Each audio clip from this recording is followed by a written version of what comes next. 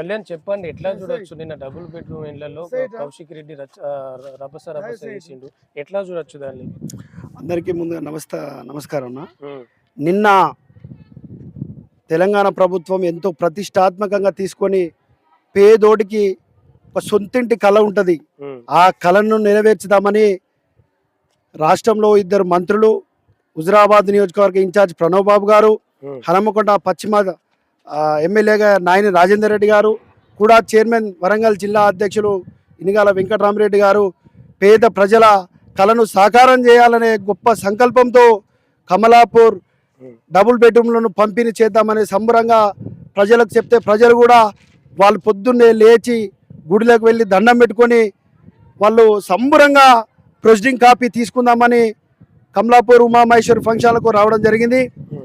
వాళ్ళు proceeding copy ఇవ్వక ముందే కౌశిక్ రెడ్డి గారు ప్రతి విషయంలో మంత్రి పొన్నం గారు మాట్లాడినా, పొంగులేటి శ్రీనివాస్ రెడ్డి గారు మాట్లాడినా ప్రతి మాటకు కౌంటర్ వేస్తూ ఎన్నడూ హుజురాబాద్ నియోజకవర్గంలో ప్రశాంతమైన వాతావరణం 20 ఏళ్ళ రాజకీయంలో ప్రశాంతమైన వాతావరణం ఉంటే అలాంటి వాతావరణాన్ని రౌడీ రాజకీయం, గూండా రాజకీయం, అల్లర్లు, చిల్లర గొడవలు చేస్తూ పేద ప్రజలకు అందే పథకాలను ప్రతి పథకంలో అడ్డుకునే ప్రయత్నం చేస్తున్నారు.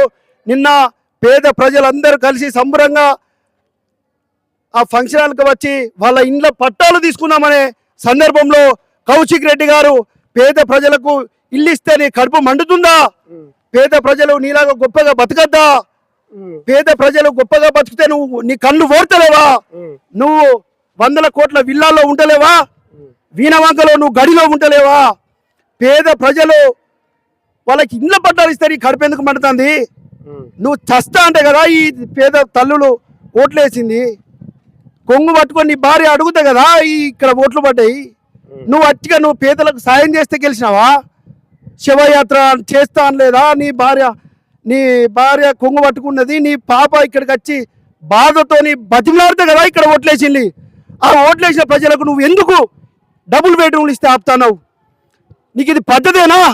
100 కోట్లు సంపాదించుకున్న హైదరాబాద్ విల్లాలో ఏసీ గదుల్లో బతుకుతున్న నీకు పేద ప్రజల కష్టం నీకు అర్థమైతలేదా? 10 ఏళ్లలో ఇయ్యని ఇండ్లు ఇప్పుడు రేవంత్ రెడ్డి గారు సర్కారు వస్తే వాళ్ళు ఇస్తా అంటే నువ్వు ఎందుకు అడ్డుకుంటున్నావు? పేద ప్రజలకు ఇండ్లు ఇస్తే నీకు కడుపు మండుతుంది. పేద ప్రజలు నిన్ను క్షమించరు. వాళ్ళ ఉసురు నీకు తాకుతుంది, వాళ్ళ కడుపు మంట నీకు తాకుతుంది. వాళ్ళు తినే అన్నంలో నువ్వు మన్ను పడినావు. నీకు పేద ప్రజల రేపు రానున్న ఎన్నికల్లో నీకు పేద ప్రజల ఏందో చూపిస్తారని ఈ సందర్భంగా నేను తెలియదు. మళ్ళీ గెలిచే అవకాశం ఉందా కౌశిక్ రెడ్డి ఇక్కడ? సార్ కౌశిక్ రెడ్డి గారు ఇక్కడ ముఖం కూడా చెల్లది. మహిళలు తిడుతున్నారు, వాడలలో గ్రానీయం, ఊర్లలో రోడ్ల మీద తిరగనీయమని తిరగబడుతూ చేస్తున్నారు సార్. నిన్న వాళ్ళ కళ, వాళ్ళ జీవితంలో ఏముంటాయి సార్? గొప్పగా ఇల్లు కట్టుకున్నారు అనుకుంటారు. పేదలకి జాగలు లేవు, ఇల్లు కట్టుకున్నా జాగలు లేవు. ప్రభుత్వం ఇస్తే నీకెందుకు కన్నా మండుతున్నాయి?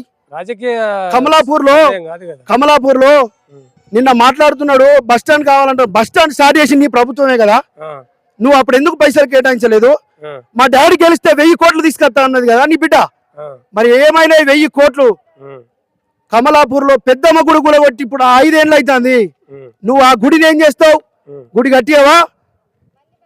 ఉప ఎన్నికలో నువ్వు అక్కడికి వచ్చి ఓ రెడ్డి భవన్ అని, పద్మశాలి భవన్ అని ప్రజలు రెచ్చగొట్టి వాళ్ళ ఓట్లు దండుకోవాలని చూసి వాళ్ళని అక్కడ ఇప్పటికి సార్ మీరు వెళ్ళండి, ఆ రెడ్డి భవనం కావచ్చు, పద్మశాలి భవనం కావచ్చు, పెద్దమ్మ గుడి కావచ్చు, అన్ని కమలాపూర్ బస్ స్టాండ్ కావచ్చు, అన్ని అసంతృప్తిగా వాళ్ళ ప్రభుత్వంలో స్టార్ట్ చేసి ప్రజలకు ఏదో అభివృద్ధి చేస్తుందని ఏదో షోప్ టాప్ చేసింది కానీ ఏ ఒక్క పని చేయలేదు, ఏం అభివృద్ధి చేయలేదు.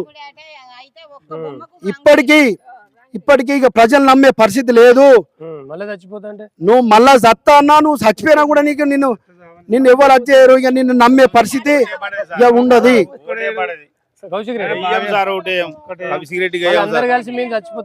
చచ్చిపోయినా వాళ్ళ కుటుంబం మొత్తం చచ్చిపోయినా సార్ మేము.